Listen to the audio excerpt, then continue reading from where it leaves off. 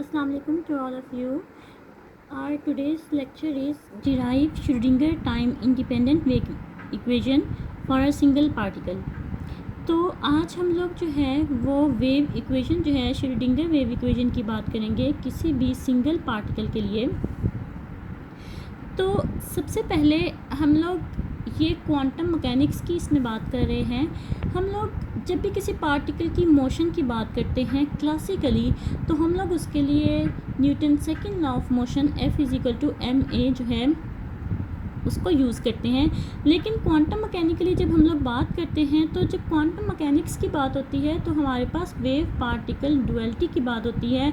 और wave particle duality ये है कि हमारे पास जिस तरह से वेव्स जो हैं, हमारे पास रेडिएशंस जो है वो वेव्स की तरह भी बिहेव करती हैं और पार्टिकल की तरह भी बिहेव करती हैं, लेकिन साइमल्टेनियसली हम दोनों को मेजर नहीं कर पाते, वेव नेचर और पार्टिकल नेचर को, किसी भी एक एक्सपेरिमेंट में।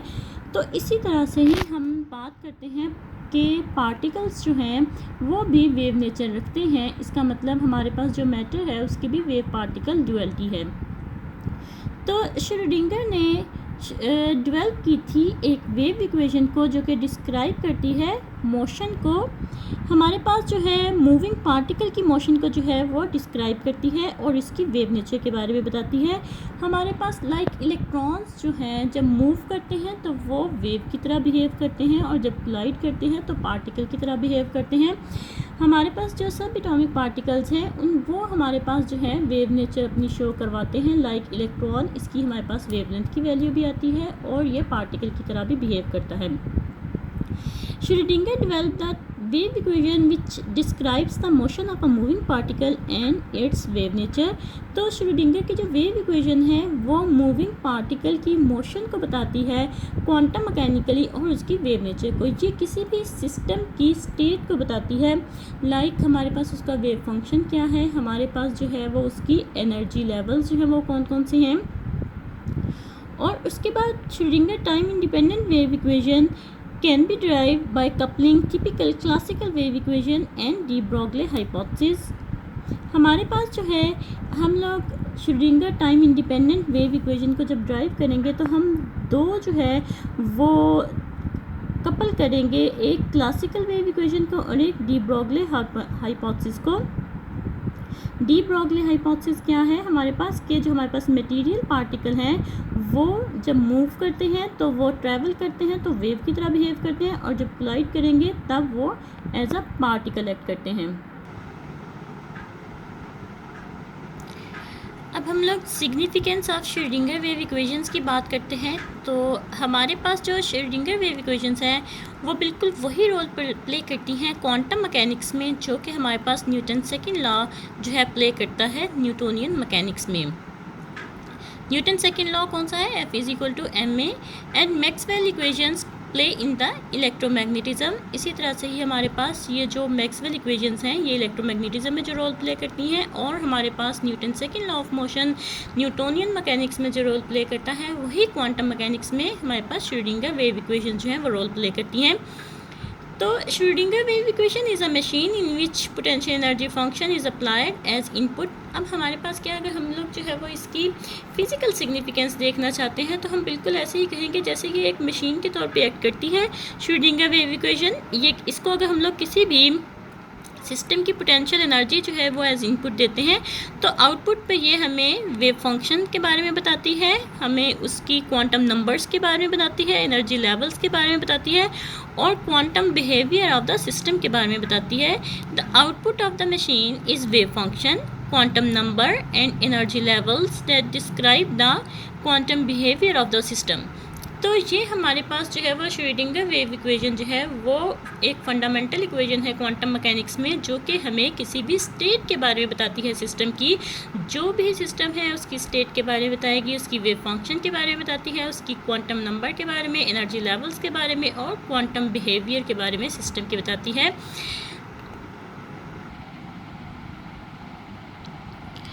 Now we are going to derive the time independent Schrödinger wave equation।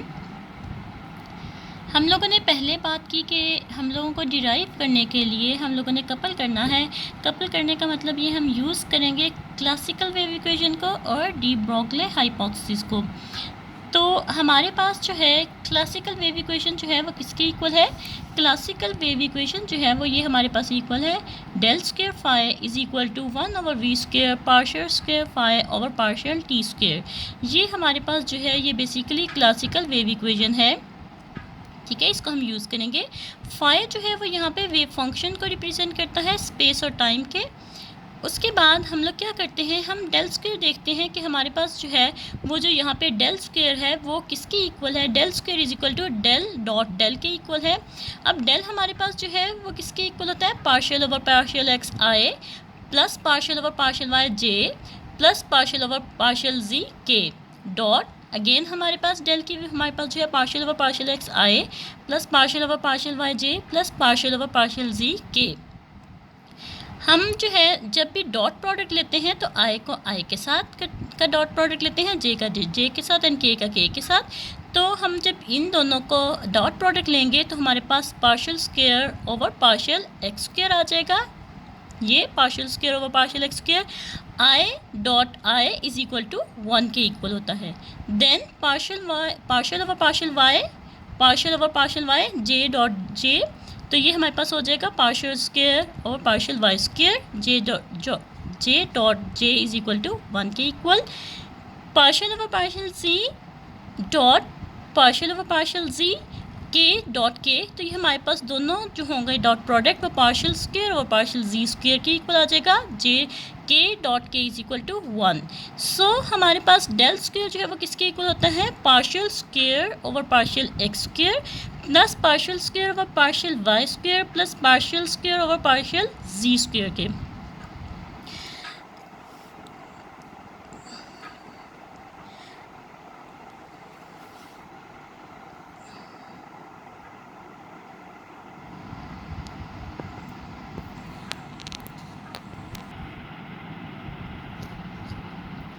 हम लोगों ने अब यहाँ पे क्या किया है, हम लोगों ने जो डेल स्क्वायर की हमारे पास जो वैल्यू है ये इसको हम लोगों ने इस इक्वेशन में जो है वो पुट कर दिया है। तो हमारे पास यहाँ पे डेल स्क्वायर की जगह पे क्या आ जाएगा? Partial square over partial x square phi plus partial square over partial square y square phi plus partial square phi over partial ji square is equal to, ये हमारे पास जो राइट हैंड साइड थी वो as it is 1/v square into partial square phi over partial T square. इसको हम कह देते हैं कि ये हमारे पास जो है वो इक्वेशन नंबर 1 है। अब हम लोग कंसीडर करते हैं, क्योंकि हम लोग time independent Schrodinger wave equation की बात कर रहे हैं सिंगल पार्टिकल के लिए, तो हम लोग कंसीडर करेंगे अ single particle having the mass m is moving with the velocity v in the field of force in which it's potential is v0 x y z coordinates हैं। The kinetic energy of the particle is half mv square. The total energy of the system is given as, हमें पता है कि अगर कोई भी particle है वो किसी भी हमारे पास जो है वो फील्ड के अंदर मूव कर रहा है तो हमारे पास उसका पोटेंशियल जो है वो क्या है? v0, और उसकी हमारे पास जो काइनेटिक एनर्जी है, काइनेटिक एनर्जी इक्वल होती है हाफ mv स्क्वायर के। तो टोटल एनर्जी किसकी इक्वल हो जाएगी? Kinetic energy plus potential energy which is kinetic energy plus potential energy v0। So we can say that E is equal to kinetic energy की value put कर दी half mv square plus v0। अब हम लोगों ने क्या किया, हम लोग v0 को अगर उस साइड पे ले जाएंगे लेफ्ट हैंड साइड पे, तो हमारे पास इक्वेशन जो है वो किसकी इक्वल आ जाएगी? Half mv square is equal to E minus v0। 2 को अगर यहाँ पे हम दोनों साइड्स पे मल्टीप्लाई करवा देते हैं तो 2 से कैंसिल आउट हो जाएगा, ठीक है। और यहाँ पे हमारे पास mv स्क्वायर रह जाएगा और यहाँ पे 2 इंटू ई माइनस v0। और उसके बाद हम लोग क्या करते हैं, हम लोगों ने taking square root of both sides, इसका स्क्वायर रूट ले लेंगे तो हमारे पास ये स्क्वायर और ये स्क्वायर कैंसिल आउट हो जाएगा स्क्वायर रूट के साथ। नाउ m इंटू वी हमारे पास यहाँ पे रह जाएगा और ये जो इक्वेशन है इसका हमारे पास जो है वो स्क्वायर रूट आ जाएगा 2me माइनस v0। इसको हम कह देते हैं ये हमारे पास इक्वेशन नंबर 2 है। जैसा कि मैंने आप लोगों को पहले भी बताया था कि हम लोगों ने इसमें एक तो हम लोगों ने क्लासिकल वेव इक्वेशन को यूज़ किया है, उसके बाद डी ब्रोगले हाइपोथेसिस को यूज़ करना है। डी ब्रोगले हाइपोथेसिस जो है वो क्या कहता है, according to D Broglie hypothesis हमारे पास जब भी एक पार्टिकल होगा वो ट्रैवल करेगा तो वह एज अ वेव एक्ट करेगा, उसकी कोई ना कोई वेवलेंथ होगी, और वो जब कोलाइड करेगा तो पार्टिकल की तरह बिहेव करता है, अपना एनर्जी और मोमेंटम जो है वो ट्रांसफ़र करता है।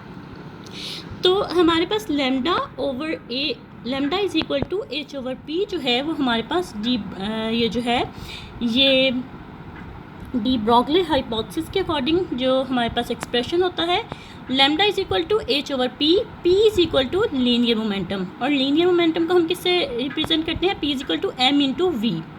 तो हमारे पास ये इक्वेशन हो जाती है lambda is equal to H over m into v. इसको हम लोगों ने कह दिया, ये हमारे पास इक्वेशन नंबर 3 है। अब ये देखिए इक्वेशन नंबर 2 में m इंटू वी की जो वैल्यू है वो अगर हम इक्वेशन नंबर 3 में m इंटू वी की जगह पे पुट कर दें तो हमारे पास ये जो इक्वेशन नंबर 3 है वो किसके इक्वल आ जाएगी, lambda is equal to h over square root 2m into e minus we naught. उसके बाद हमें पता है कि lambda is equal to v over f के इक्वल होता है, जो हम लोग वेव्स के लिए यूज़ करते हैं, v is equal to f lambda. तो हमारे पास लैम्डा किसके इक्वल हो जाता है, v ओवर f के। तो हमारे पास अगर हम इक्वेशन नंबर 4 और इक्वेशन नंबर 5 को कंपेयर करते हैं, क्योंकि हमारे पास लेफ्ट हैंड साइड्स इक्वल हैं लैम्डा लैम्डा, तो हमारे पास राइट हैंड साइड्स भी इक्वल होंगी, v over f is equal to H over square root 2m into e minus we not.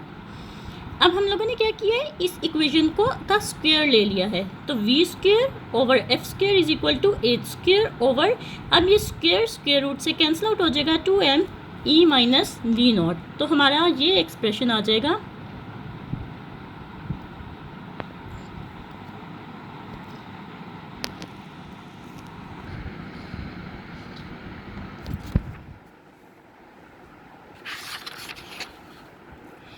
हम लोगों ने जो एक्सप्रेशन ड्राइव किया था वो था v square over f square is equal to h square over 2m into e minus we naught.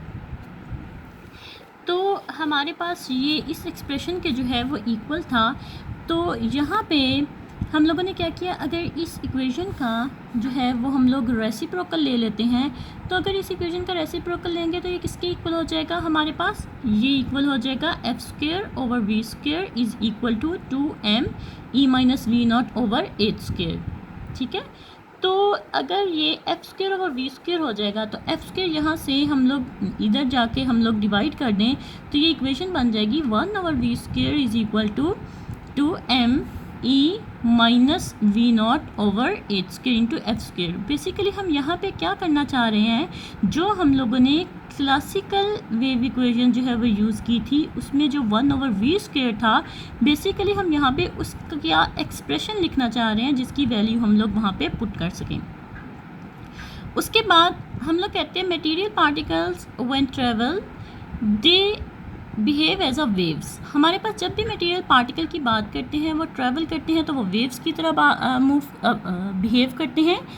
हमारे पास in general only those wave functions are associated with moving particles. हमारे पास मूविंग पार्टिकल्स के साथ सिर्फ वही वेव फंक्शंस हैं वो एसोसिएटेड होते हैं जो कि टाइम के हार्मोनिक्स होते हैं।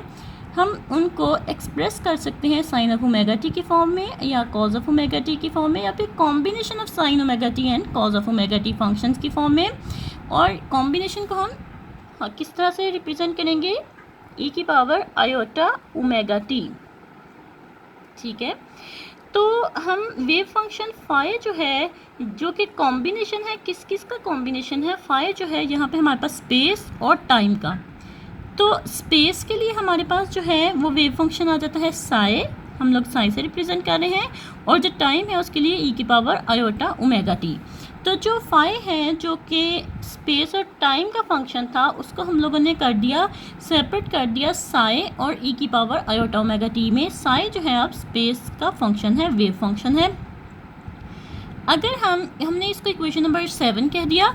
अगर इक्वेशन नंबर 7 को हम लोग डिफ्रेंशिएट कर देते हैं विद रिस्पेक्ट टू टाइम, ठीक है, तो हमारे पास जो है वो क्या आ जाता है, हम लोगों ने डबल डिफ्रेंशिएट किया है तो एक दफ़ा डिफ्रेंशिएट करेंगे तो partial phi over partial T आ जाएगा, और उसके बाद हमारे पास जो है वो साई एज इट इज़ आएगा, ई की power iota omega t as it is आएगा। आगे फर्दर डेरिवेटिव ऑफ पावर जो कि हमारे पास किसके इक्वल होगा, आयोटा इंटू ओमेगा के, टी का 1 हो जाएगा तो आयोटा इंटू ओमेगा, ये फर्स्ट डेरिवेटिव होगा। और सेकंड डेरिवेटिव जब लेंगे तो ये हमारे पास पार्शियल स्क्वायर फाई और पार्शियल टी स्क्वायर, साई हमारे पास जो कोफिशिएंट है वो एज इट इज़ रहता है।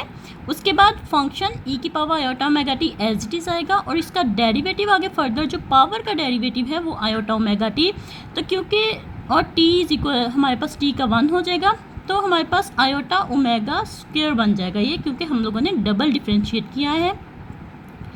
उसके बाद iota square is equal to हमें पता है -1 के इक्वल होता है। हमारे पास left hand side as it is रहेगी, partial square phi over partial T square is equal to minus psi omega square E की पावर आयोटा ओमेगा टी। इसको हम लोगों ने क्या कहा, हम लोगों ने इसको कह दिया ये हमारे पास इक्वेशन नंबर 8 है। ठीक है, हम लोग जो है यहाँ पे जो इक्वेशन नंबर 7 है उसको हम लोगों ने टाइम के लिहाज से डबल डिफ्रेंशिएट किया था, तो हमारे पास इक्वेशन नंबर 8 बन गई। अब अगर हम लोग जो है वो इसको डिफ्रेंशिएट करते हैं with respect to space coordinate twice, तो हमारे पास जो है वो किसके इक्वल आ जाएगा, अगर हम लोग जो है वो इसको डिफ्रेंशिएट करते हैं विद रिस्पेक्ट टू स्पेस, हमारे पास एक्स वाई जी, और एक्स के लिहाज से वाई के जी के, और फिर बाद में एडअप कर देंगे।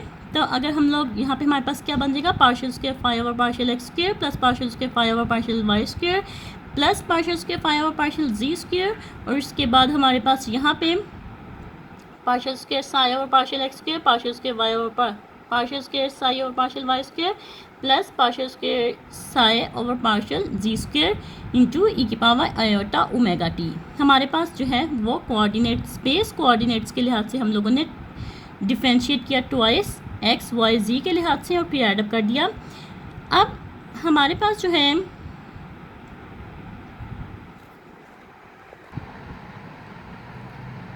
अब हम लोगों ने क्या किया है, हमारे पास जो इक्वेशन नंबर 1 थी, ये जो मैंने रेड से लिखा हुआ है ये थी equation number 1, which is partial square x over partial square phi over partial x square plus partial square phi over partial Y square plus partial square phi over partial ji square is equal to 1 over we square into partial square phi over partial T square. तो हम लोगों ने ये देखें यहाँ पे इसकी value भी हमारे पास आ गई, विच इज़ इक्वेशन नंबर 9, और 1 ओवर वी स्क्वायर हमारे पास जो राइट हैंड साइड पे 1 ओवर वी स्क्वायर था उसकी वैल्यू वो इक्वेशन नंबर 6 में है, और partial square phi over partial T square की वैल्यू हमारे पास इक्वेशन नंबर 8 में है। तो हम लोगों ने क्या किया, equation number 6, equation number 8 and equation number 9, इनसे ये देखें हम लोगों ने equation number 6, equation number 8 and equation number 9 से वैल्यूज़ जो है वो इक्वेशन नंबर 1 में पुट कर दी। इक्वेशन नंबर 1 ये थी हमारे पास, तो हमारे पास जो ये वाली वैल्यू थी ये इसकी जगह पे आ जाएगी। तो ये हमारे पास जो है वो इसकी लेफ्ट हैंड साइड जो है वो partial square psi over partial x square plus partial square psi over partial Y square plus partial square psi over partial जी स्क्वायर इंटू ई की power iota omega T is equal to किसके इक्वल हो जाएगा, हम लोगों ने यहाँ पे 1 ओवर वी स्क्वायर की value which is 2m E minus we naught over H square F square, ये वैल्यू यहाँ पे पुट कर दी, इंटू हम लोगों ने ये माइनस के साथ माइनस बाहर हम लोग ले आए, साई ओमेगा स्क्वायर ई की पावर आयोटा ओमेगा टी, हमारे पास जो है वो ये इसकी एक्सप्रेशन आ गई। नेक्स्ट हम लोगों ने क्या किया, हम लोगों ने left hand side as it is रखी। हमारे पास लेफ़्ट हैंड साइड क्या है, लेफ़्ट हैंड साइड ये हमारे पास इसकी left hand side as it is है, और हमारे पास जो है ई की power iota omega t, e की power iota omega t cancel out, और हमारे पास ये जो है इक्वेशन एज इट इज़ आ जाएगी। और ओमेगा की जगह पे हम लोगों ने क्या किया है, 2 पाई इंटू एफ, हमें पता है omega is equal to 2 pi f के इक्वल है, तो हम लोगों ने 2 पाई एफ वैल्यू पुट कर दी है यहाँ पे। तो हमारे पास क्योंकि ओमेगा स्क्वायर था इसलिए यहाँ पे हमारे पास जो है वो ओमेगा स्क्वायर की value 2 pi F square. Next हमारे पास जो है वो क्या है कि हम लोगों ने यहाँ पे 2 2 ज़ार 4 पाई स्क्वायर एफ स्क्वायर से कैंसिल आउट हो जाएगा, तो नीचे हमारे पास सिर्फ एच स्क्वायर रह जाएगा, 4 into 2 8 pi square M E minus B naught और minus sign as it is, तो हमारे पास ये इक्वेशन बन जाएगी। उसके बाद हमारे पास जो है left hand side again as it is रहेगी। उसके बाद हम लोगों ने यहाँ पे क्या किया, हमें पता है कि h is equal to 2 pi into h cut. H cut is equal to H over 2 pi के इक्वल होता है ना, तो हमारे पास जो है वो h is equal to 2 pi into h cut के इक्वल। तो अगर एच स्क्वेयर की बात की जाए तो 4 पाई स्क्वेयर एच कट स्क्वेयर, तो ये हमारे पास एच की बजाय क्या आ जाएगी वैल्यू 4 पाई स्क्वेयर एच कट स्क्वेयर, हमारे पास ये आ जाएगा। और हम लोगों ने पाई स्क्वेयर को ऊपर पाई स्क्वेयर से कैंसिल आउट कर दिया, 4 2s are 8, तो हमारे पास left hand side as it is रहेगी is equal to -2m e minus v naught over h cut square into psi. This is time independent Schrödinger wave equation in 3 dimensions for single particle। हमारे पास एक single particle के लिए 3 dimensions में है। अगर हम लोग 1 डायमेंशंस में बात करना चाहते हैं सिंगल पार्टिकल के लिए, तो हमारे पास जो है वो क्या हो जाएगा,